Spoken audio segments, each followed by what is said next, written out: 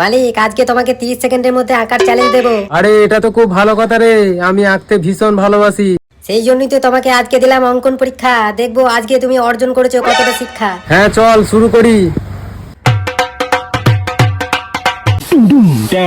এ তো দারুণ ব্যাপার রে, আজকে বিশ্বকবিকে আঁকার সুযোগ পেলাম। মালিক, আজকে আমাদের বিশ্বকবিকে সুন্দর করে আঁকো, যাতে গোটা বিশ্বের মানুষ দেখে তাক লেগে যায়। আরে সেটা আবার বলতে, চল নাকি। ও মালিক, এটা আবার কি আঁকলে গো? কেন বুঝতে পারছিস না? বিশ্বকবি। আরে এটা তো বিশ্বকবি লাগছে না গো, যেন মনে হচ্ছে একটা দাড়িওয়ালা লোক। এই চুপ, একদম চুপ, একটাও বাজে কথা বলবি না। চল পরেরটা আঁকি। ও মালিক, এটা যে আবার অন্যরকম লাগছে গো, যেন মনে হচ্ছে ভূতের দাড়ি বেরিয়েছে। বাবরে, আমাকে পাগল করে দিবি। আচ্ছা বেশ, পাগল করবো না, তাড়াতাড়ি তো করো, আর মাত্র 10 সেকেন্ড বাকি। ঠিক আছে চল, এইবারে বিশ্বকবিকে আমি গোটা বিশ্বের মন জয় করবো।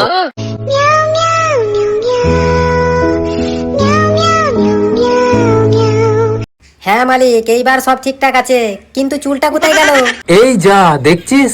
কি মালিক, হেরে গেলে তো? আরে হারবো কেন রে, এটা তো আমার ভাগ্যে লেখা ছিল যে